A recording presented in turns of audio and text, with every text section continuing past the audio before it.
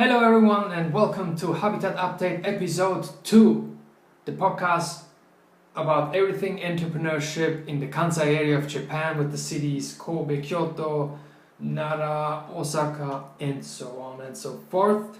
This podcast posts every 2 weeks as a video on YouTube, if you're watching this now, or then as an audio only podcast on iTunes and SoundCloud. We try to publish it sometimes midweek, but latest by Thursday or Friday. Well, this is a new thing and we're trying to find a routine, right? My name is Tugi Günes and here with me is Sabrina Sasaki. How are you, Sabrina? Hello, I'm great. It's been a long day, no? Yes, well, we're happy to have this more often, so excited to share more about what's going on in Kansai. Yeah, you have again very exciting news. I always do. I think I should always come here every time I have exciting news. This is, but before we go to the exciting news, I have to hurry up a little bit because this is a very special show. I'll tell you about it, more about it soon. Let's jump right into the news. What has been happening in the last 2 weeks? Startups in Japan. Not much actually. I don't know. I haven't seen anything big moving, but I picked up some things here. One of them is like Mercari. Yeah. Mercari, the flea market app, Japan's unicorn. Yes. They just filed basically for IPO or like this. They're expected to go public by the end of the year. Oh wow! Let me read this quote. Japan News about it. Quote, the Tokyo-based company, which passed a preliminary screening by Friday, aims to go public by the end of this year, 2017, informed sources said. Its market capitalization is highly likely to exceed 100 billion yen, making the listing a large-scale initial public offering. 100 billion yen is about $1 billion. End quote. Expected. Nothing special. One thing I No, it is special, but it's expected. But yeah, I mean, it's a big thing. Well, they could hold on for longer and then like, I don't know, see what happens. By the way, Mercury is already available, I guess, in the States, in USA and in the British market. They are going global and I mean, good luck to them. They have a good product actually and I can imagine that they go really big scale with this. Next news. After the change of the legislation or the new rules for sharing houses, of course Airbnb is pushing now in Japan and they just announced that they are partnering with Blue Lab. It's a fintech company backed by the Mizuho Finance Group. Mizuho Finance Group is huge in Japan, if you don't know that. And the news here on, I don't know, skift.com says, quote, Airbnb and Blue Lab are aiming to introduce more hotel-like extras such as room cleaning and personalized services for older visitors. Other tourists may want to participate in local events such as praying at a temple or joining a festival, they said. End quote. This is very interesting. I like it. They adapt to the market. Yeah, I mean, that's a common practice in Japan, but it's hard to get in the scale of a tourism inbound right nowadays. So it's important to have this system behind and make this more the offer according to the demand. I would say. I like, they're addressing the elderly people, the aging population, and they're addressing the huge amounts of tourists coming here, expecting. I mean, Japan is known, I guess, outside for high quality. So people have different expectations and you have to match these, and not only with tourists but also with the locals, of course. Yes. And a very related news, of course, Airbnb is not and will not be the only ones penetrating now the house sharing market, right? And I found one, there was the news about kind of like a competitor. They called Bed and Art Hotel startup. Wow. Bed and Art, it's a hotel startup. And they are basically renovating old buildings, I guess at the moment in Tokyo, and supporting local artists. Let me quote here, there was an article in techainasia.com, and they say, this is a really nice sentence here, quote, we are creating rooms with artists, and every time someone stays in those rooms, part of the revenue goes back to the artists It's bringing together a lot of unique travelers and local artists together. End quote. Makes sense. Makes sense? Would you stay in an art house? Well, I think it depends on the purpose of the trip. I think most people who come to Japan on vacation would be willing. Even people who come on a business trip might be willing to spend a little More bit money for the next Yeah, as long as the price is competitive, why not? And I like that because Japan is a special situation. Houses are usually like small. You cannot offer, like in terms of interior or design, you cannot offer much. So you invite local artists to add more value. Yes, and I think that Make it special. Yeah. This is one good thing about Japanese. They learn how to make turn small spaces into more comfortable and more unique, so that would add some value to visitors to experience the Japanese concept in terms of design and decoration. I'll try to stay in one of those if I ever travel to Tokyo Okay. in near future. You let me know how it I'll let goes. you know. Yeah. Great, that's from my side. This is basically talked interesting things I picked up. But we have this one special news. And once more, the stage is yours. Tell the people about it. My good news? Hi. Yeah, well, so this last week we started Monozukuri Bootcamp. It's our second cohort with a founder from New York. And we are hosting a startup, Hoplite Power, who came here to improve their current product and also to get things moving faster with their production. What's the product? They are making, it's like a sharing bicycle, but it's for batteries. So it's a battery on the go experience. The difference is instead of carrying the battery, it's a shared battery. You can just grab it here, take your subway. By the time you're finished, you drop it somewhere else and you pay a fee for the use no matter how much you use. So it's a monthly fee. That's a common practice in the US and also in Europe. Even in Brazil, you have that for bicycles. So that's very convenient. You can pick up anywhere around and then you drop it in the next spot. And they already have 10 spots in New York City that have been working. And they are pretty, in 1 year they came from 0 to, the 10 kiosks. So it's quite a big thing. Their business model is pretty much interesting. And they are interested to not only manufacture in Japan, but maybe in the future consider how they could enter the Japanese market. So. And that's, I guess, a good point to announce that we had actually, I would have loved them to join our talks here, but they have a very tight schedule. They're here in Japan now, running from one meeting to another. Talking to a lot of manufacturers, getting different insights and considering which one would be the most suitable for them to work now. And they are the second startup on Makers Bootcamp portfolio, MBC Shisaku Fund. Wow. So the second one from New York. So New York startups have huge potential and they've been working hard to make it happen. So, but let's now hear a little bit more from them, because we had, although they couldn't join, we just had a session with them talking about various things. Without further ado, here's the interview. have fun. Hey everyone, today we're here with Jordan, Nick and Leo from Hoplite. Jordan. Okay. That's what I It's said. accent. Jordan. It sounds like John. It's in my accent. Don't give him a hard time. With these three amazing guys from Hoplite Power, and thank you for joining us. Thank you for having us. Thank you. Let's make the round. Sure. Who are you? Why are you here? What is Hoplite Power? Sure. So I am Jordan, co-founder and CEO of Hoplite Power, and we are here to develop our next version of our battery smartphone charger dispensing kiosk, working with some local manufacturers that we just really don't have access to in the U.S.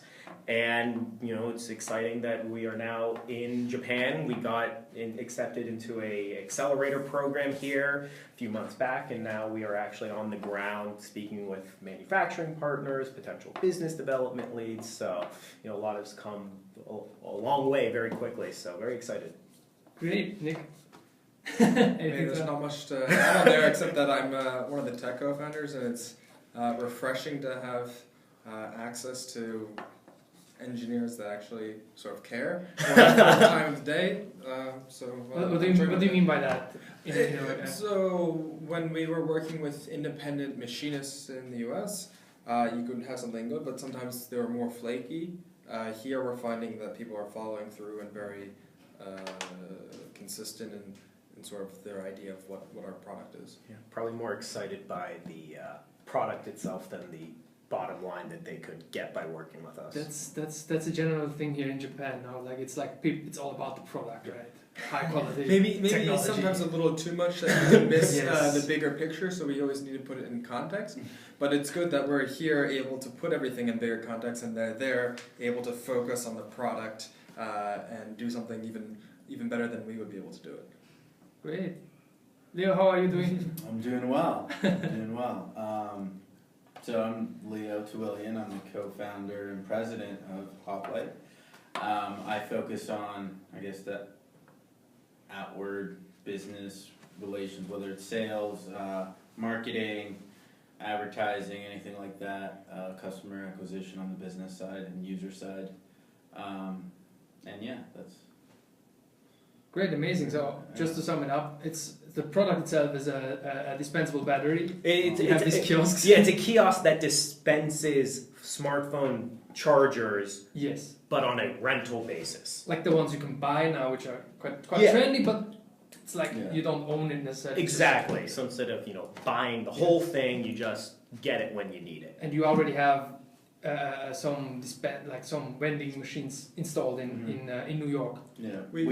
Go. We currently have 10 installed that we actually manufactured in-house. In-house.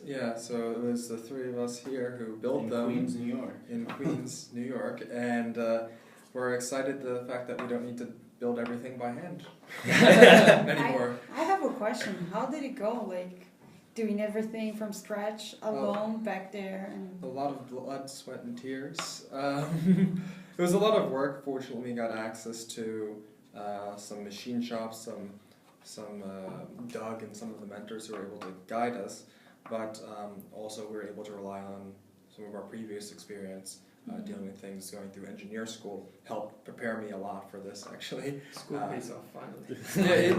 For my school, it was a lot of project-based things. So I was in the machine shop a lot. I was working with clients, so it was really nice to be able to use that finally. My first job out of school, I didn't get to use the same skills that I use now. oh, that's good. Yeah, so I'm very happy about that. I guess in contrast to that, undergrad, because I was doing both finance, operations, and computer science, the computer science program that I was in was very theoretical. So it was very non-project based, so there was a lot of kind of brute forcing and teaching myself on the fly how to develop a kind of product as opposed to the structure of a product or analyzing how efficient an algorithm is going to be. It's like, how do you make a web page or a web app? And it was kind of going step by step to get it to work. And I will say that the internet is kind of a double-edged sword in that there's a lot of information out there, but it takes a while and a lot of effort and kind of perseverance to trudge through what's good, what's bad, what tutorials are accurate, what you need to piece together, and taking things in a kind of a step-by-step modular approach as opposed to like going from 0 to 100, able to kind of get one thing to work, and then it's like, oh, I got that to work, and now let me try this, and then once you get that to work, and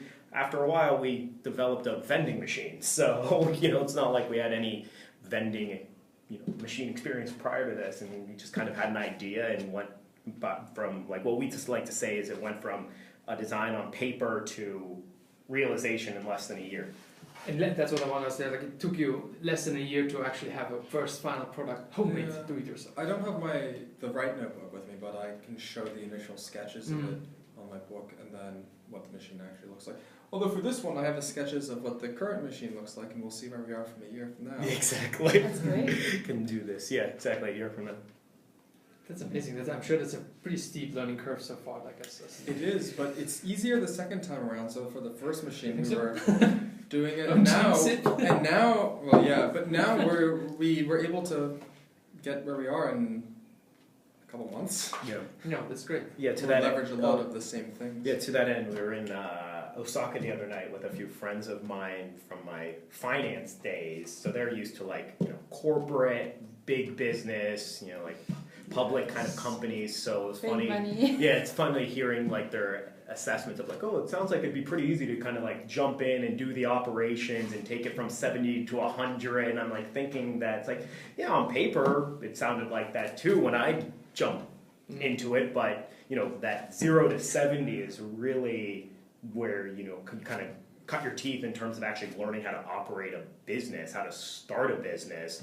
And they asked us, would you do it the same way, or if you had the choice to like jump in now where you are, so you could like manage the development of like the next machine and working with manufacturers versus going from the exactly like basically the drawing board. It's like, yeah, it was 2.5 years of pain, sweat, all that good stuff, but the learning process then would allow for the next stage to be that much more efficient. So if we were going to go into a new hardware company or something, would I start from the same level? No.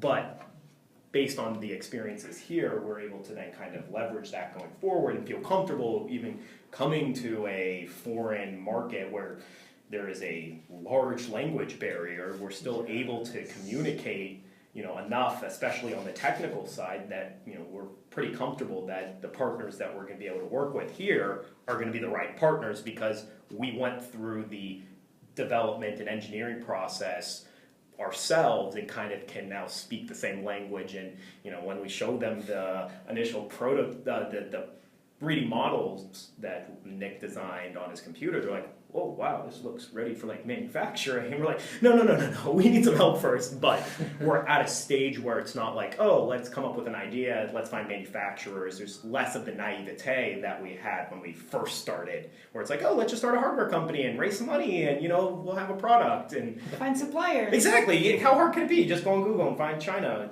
all that good But stuff. that's a good thing, right? The less you know in the beginning, otherwise you wouldn't maybe not even jump in and start this thing knowing all the hurdles you have to go through. But yeah, it pays off. You started talking about like the experience in a different market. We are here in Japan, so two of you I know, Jordan and Leo. It's their first time here. Yeah. Nick, you've been here for like 1-2 months in Kobe. 2 months in studied Kobe, here? and then prior to that, I was a month in Tokyo. Yes. Japan. So, what kind of a picture expectation did you have in terms of like private, and then also on business side, and how did that change now in that 1-2 weeks you've been here? I guess like you hear a lot of things about Japan before coming here, and well, like one thing is that it's very a lot of things are done a certain way, and there's not much divergence from that way. But what we've seen, even though Tokyo did seem like that, Kyoto seems far more open to trying new things or like testing the marketplace. Tokyo seemed a little more structured. Well, in certain ways, there were neighborhoods you went to that seemed not structured at all, but just a general feel of the way business was conducted there. Personally, I think it's both Tokyo and Kyoto have been amazing. Japan as a whole seems amazing, and I want to be here longer if possible. But yeah, it's interesting to actually like come to a place that some people talk about in such defined ways, and then experience it yourself. Yeah. of course, it's completely different. And especially, say, like, usually people only talk about Tokyo. Oh, yeah. And then you come to Kyoto and Osaka, you say it's a different world. Yeah. Like, Kansai. Kansai in general. Yeah. What do you think of Kansai area here?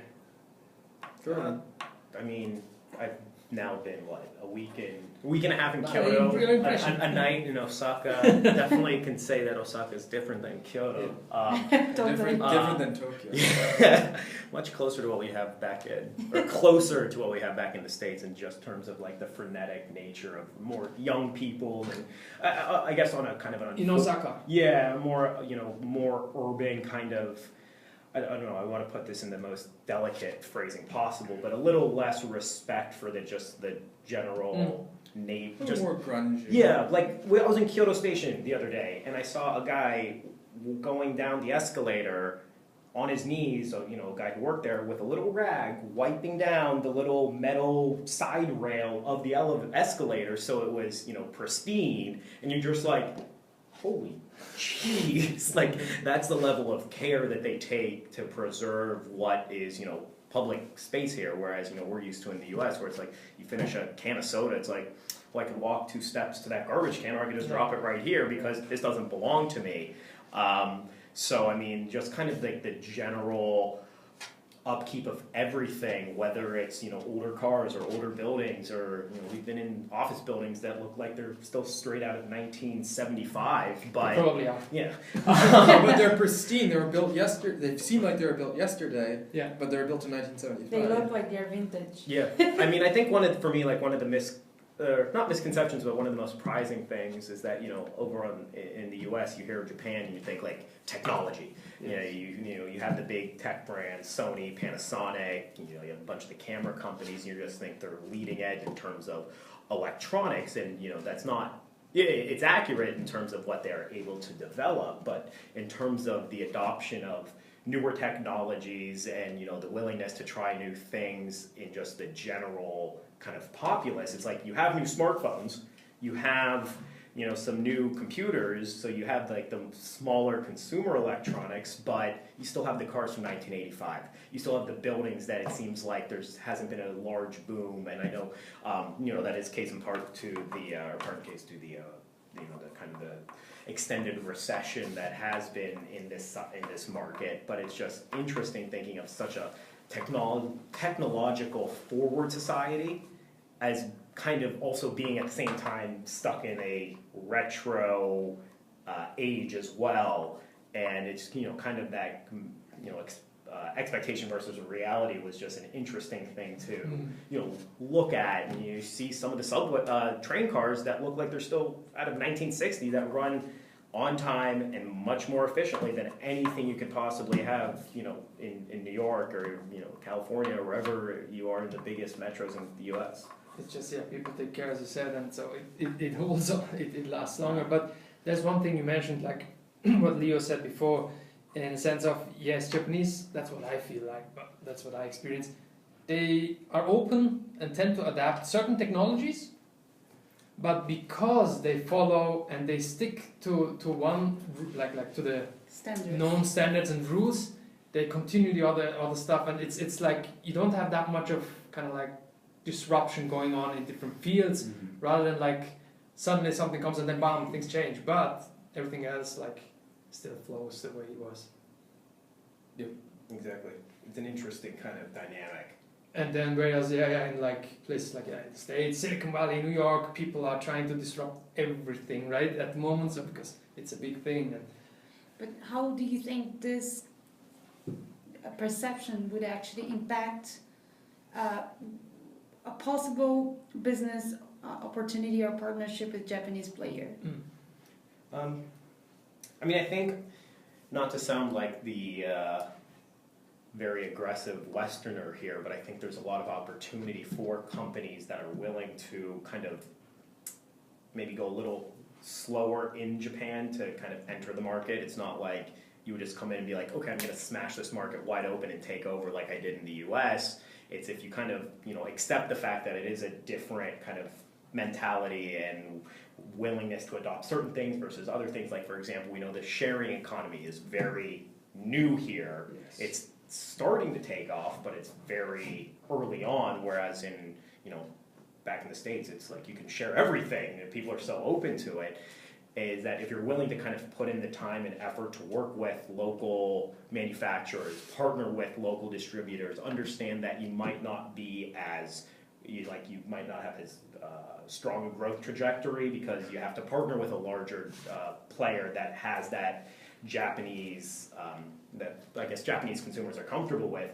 There's a wide open arena that if you do that, it can be seen as a very valuable open market for companies that are based out of the US or other kind of Western cultures where innovation and risk taking is more widely accepted. It's like we'll start thinking about the risks and start innovating over there, but when we want to execute on it, we're coming to Japan because we know it's going to be done right.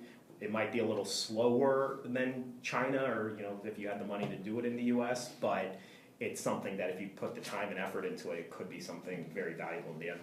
That's one thing you said. I'm glad you said that, because that's an important thing. You have to really, more than anywhere else, I would say, to understand the culture and the approach here. And through that and through new partnerships, you can then get access to a very, very valuable network. I would say that it takes a while, a little longer in Japan to convince certain early adopters to join you. But once you do, you're fine. And they're very good to follow, great followers. So we've noticed some new legislation when it comes to Airbnb that once the government approve a rule, everyone adopt. Yeah. So that's something that I'm really interested in. It's different than in other markets. They really, I think, wait for certain validation from either government or state. There's a sense of trust that they're actually out there to do something that's better for society around, as opposed to, what might help the people who donated to their campaign. Makes sense. Which we see a lot of. But anything else? Well, so the question, it's a difficult one, because when I ask myself is like, sometimes nothing comes to my mind, but what's the one experience or the one thing you saw or experienced that will stick for you forever with Japan now in this first 2 weeks here? Or maybe even for you, like the first seminar you maybe. Can be anything. It was a different, you were like as a student, I think it's a different perception. It was a while ago, yeah, so... this time? Nothing has shocked me so far. I'm so used to basically Japanese here. You just move here. No, we haven't done too much. Sukiya now has gyudon on their menu. Sukiya had gyudon back then. Yoshinoya has curry on their menu. Yoshinoya has curry, that's surprising. It's a life shot. The big difference I noticed from the last time I was here is the quality of coffee has gotten better. Credit card acceptance. Credit cards are more accepted here. It was 5 years ago since I was last here. There were no Starbucks. Coffee was awful. 5 years now, there's a Starbucks almost everywhere. And it's not quite as strong or as good as other places, but that means that everyone else has boosted their coffee game here. And credit cards are starting to get more usage, which is interesting. But that's exactly the case what Sabrina just mentioned, with like you have a first mover and then things become trendy. And then wow, like I didn't know that it was like 5 years ago there was nothing. It was terrible. Kyoto is now like coffee mecca. Apple. There were no iPhones here. And now it's like everywhere. 5 years ago. And then once they did, everyone switched to Apple products. It's really. I was actually standing in the subway, looking at how many people had iPhones. 5 years ago, I remember everyone having iPhones. Maybe it was 6 years ago. Maybe 6 years ago. I got an iPhone when I was here 5 years ago.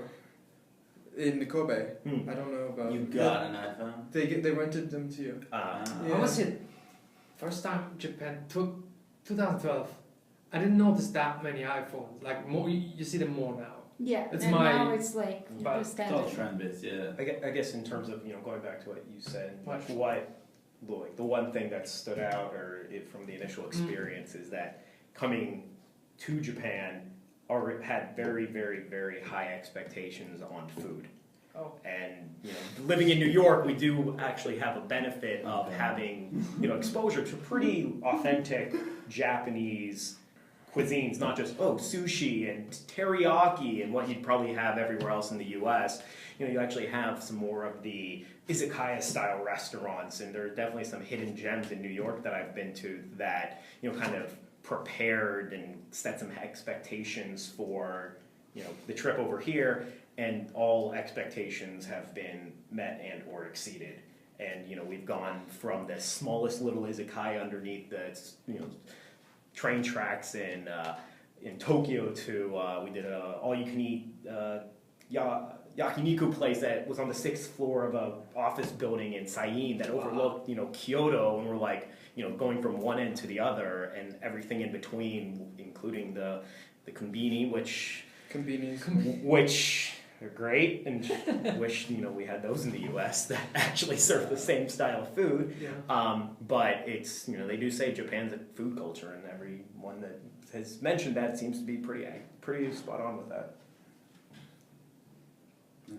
What about the drink culture? Have you experienced the drink culture? Yeah. Freezing cold beers, which is necessary. Yes. And All it's summertime now. Yeah, they could have some larger beer mugs. The portion size we see that's in America. I know. That's why you go for the all you can drink, where you get your money's worth. Yeah, a little too much. The Shinkansen down from Tokyo to Kyoto was Well, that's also the thing with if you're Asian or Japanese, you don't need much beer. Exactly. Actually, It's you have a much lower limit, right? Yeah, that's like. Of course.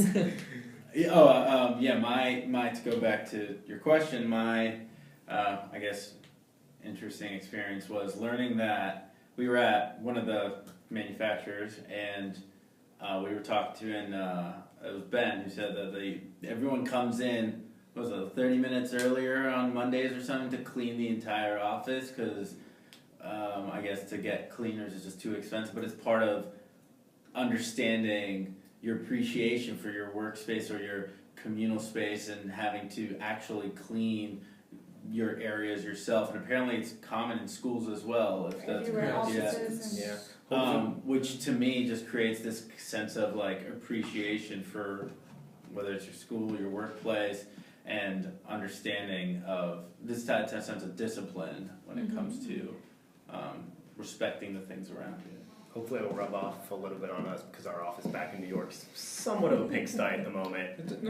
I cleaned it up. Oh, you did? I cleaned up my space anyway. Oh, Yeah, okay. mine is It pretty depends good. when you're prototyping, you don't have time to clean. Yeah, cramming it all in before coming here. So When you're heading back, Head back on Saturday. it's in 3 days. 4. 4 days. Saturday, yeah. It's Tuesday, right? and Nick stays here for a long time. Till next the day's long, 5th of September. Yeah. I'll be around for more questions. Great, Follow up. great. So I know where to go. Yeah. Great. Wow, that was very interesting. Thank you very much for joining me, Sure. Thank you. John, Nick, and Leo from Hoplite Power. Thank you. All the best, and I looking forward to see you again here more often. Huh? Yeah, that'd be great. And to use those batteries here, and I'm struggling. Look, I mean, I can barely record, and it's. I mean, it's a shame. We have these nice devices, we can't even power them up. So Oh my god. I'm glad you've got the solution. we're trying. Back again. I hope that was a very interesting session, no? Don't you think so? With Nick, Leo, and Jordan from Hoplite Power. All the best to them, and I'm really looking forward to see more and hear more about their product. And Hopefully they will be back soon to meet some more possible partners and customers for their product. Talking about startups and Kansai and Kyoto, let's move on to inhabitants. I'm not so super happy with this name, but I keep it now. Inhabitants. So this is the section where we tell you a little bit more about infrastructure, startups, and what's actually living in the habitat here in Kansai. What do you have for me today? Well, today I chose 3 startups from Kyoto. First of Oh. all, because I'm tired of people telling me there are no startups in Kyoto. That's not true. Okay. They are quite good ones, and they are working hard, so they do deserve our support. The first one, let's go for as I'm in Japan, by alphabetical order. First one is Atomo. Atomo. Yeah, I heard of them. It's a smart window that is working to bring a 4K experience in terms of video and sounds. That means, as an example, we are here in such a small and tight room. If we had an Atmop here, we could have a huge view of the nature, of a city, of any landscape we like, and that will bring us, in terms of high quality image and sounds, that good feeling that we do when we are on vacation, we are outdoors. So their target is like urban young people who miss this contact with the nature. So with the technology, you can bring this with their product, that is smart window. They are doing pretty well, and if you're around Kyoto Station, they are showing their product there at the Rome. Rome has an open space for startups. They have their product being shown there. This is really cool. As you said, it's a smart window with like really high resolution sceneries, and you can have one, or you can combine multiple. You can combine 3 or 4. You can make multiple experiences. I've noticed in some airports something like this before. When I was traveling, I've seen it somewhere else, but the high quality of the content, that's their strongest point. It's not only the hardware that's good, but also the content. They bring really, really, really unique content. So then you can have the feeling of real nature. And they keep increasing these days. I check the page every now and then, but they keep adding new sceneries, but even like fantasy style, like galaxies. They are really good on that. They used to both. They used to work for Nintendo, the co-founders. So they know pretty well about high quality and experiences, and they know how to listen to the consumers and try to offer a good multimedia experience. So that's one thing that you can have with a smart window. Smart window, Atmos, check it out. Yes. The second one is Kyoto VR. Kyoto VR was co-founded by 2 Americans, and they have been in Kyoto for quite a while, and they are working with the possibility of creating a virtual Kyoto. What happens is, some of the unique points in Kyoto are not so easy for foreigners to notice, even Japanese, in terms of history, in terms of what's behind that wall, that bridge, during that time, the period. Everything is like towards our imagination. They want to use technology to bring virtual reality, with either virtual reality or augmented reality, for anyone who's in Kyoto to interact with the city, and also for people who are not in Kyoto, would never be able to come to Kyoto to experience a little bit of taste of Kyoto richness in terms of culture, history, and landscape. And that's really amazing. It's even beyond, like, even if you are in Kyoto, like some places are not accessible, some places you are not allowed to be there, and they partner up and they kind of get these special permissions to film and shoot and produce content in like temples and areas you wouldn't get in just like that. So to recreate everything in 3D, or like to the post high this quality 360 videos. I've tried their products quite a few times, and it's really good. They have a good team. They're really working on excellence in terms of experience and content. So the 2 startups I mentioned here now, both from Kyoto, they are really focused on experience and quality of content. So they do know what consumers want, and that's very important for a startup. I agree. They care for their customers. Good. And the third one is also from Kyoto, Strolly. Wow. Strolly used to be part of ATR around South Kyoto on the way to Nara.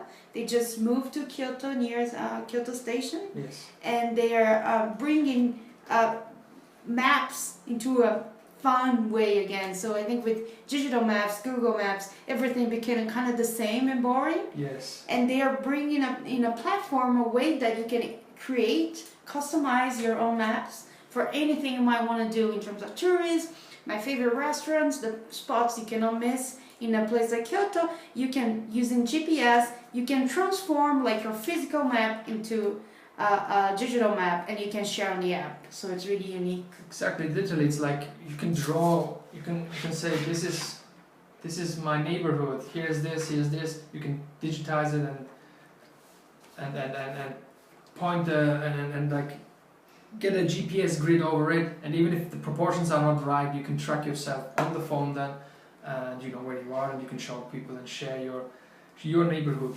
Your Yeah, stories. again, technology bringing experiences to consumers, and I think that with the amount of tourists Kyoto has, and so much it's not written, not even in books, not even in the shops.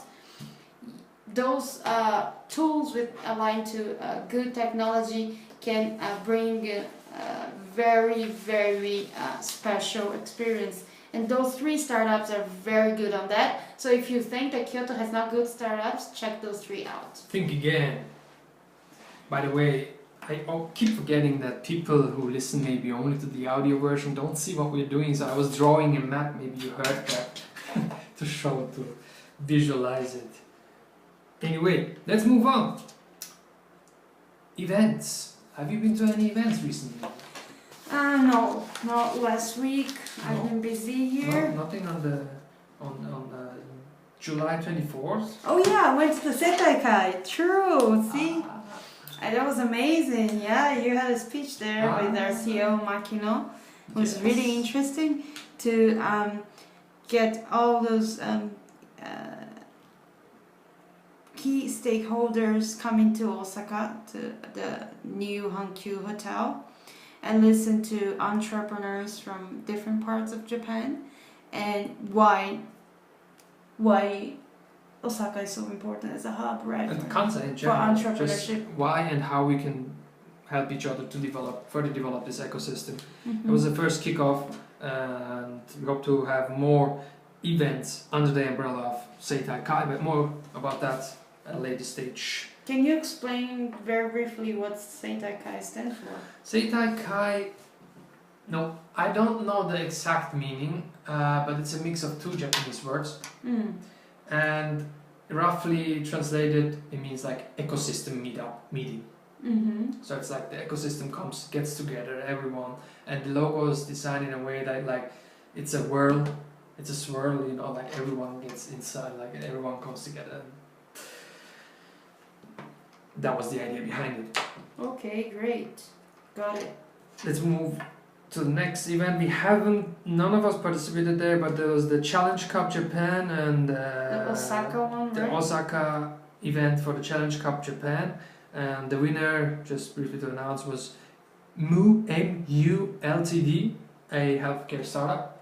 I don't know the details, I have to check, but I like that it's a healthcare startup because we need more of those. Those are like almost like hardware startups, very difficult to launch, actually, to start, and it takes a long time and usually also lots of money. But I'm not surprised that a healthcare startup won this competition in Kansai, because Kansai has this strong presence of healthcare industry. So you have here Omuro, Horiba, Panasonic, many industries that are known as consumer brands.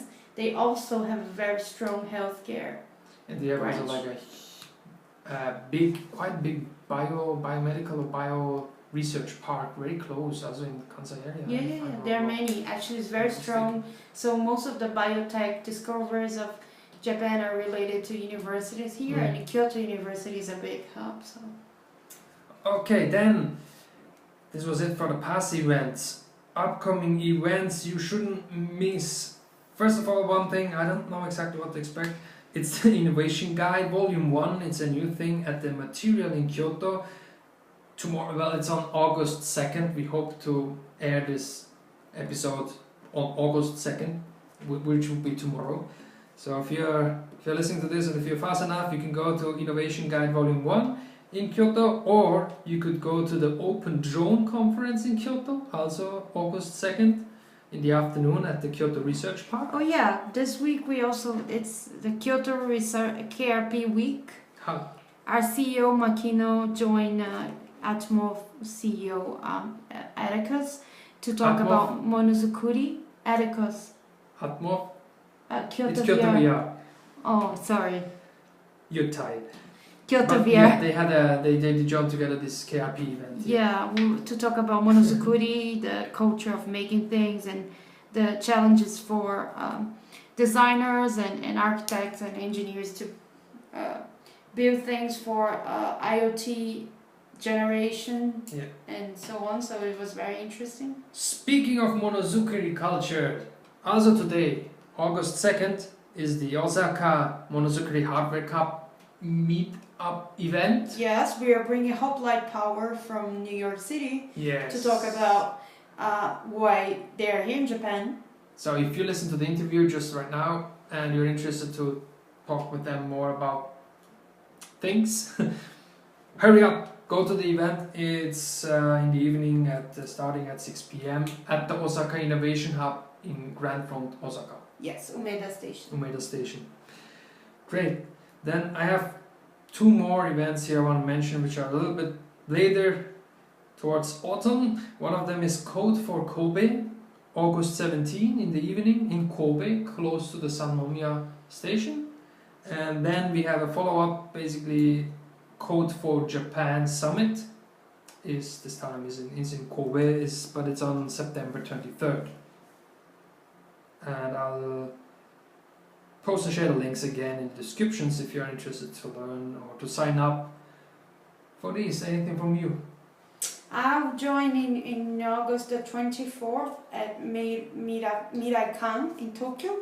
I'll join Mirai-kan. Mirai-kan? Yeah, it's an event by McCann Erickson, the advertising agency I used to work for. Oh. They have an event called. They have a series of events, The Truth About Something, and this is The Truth About Age.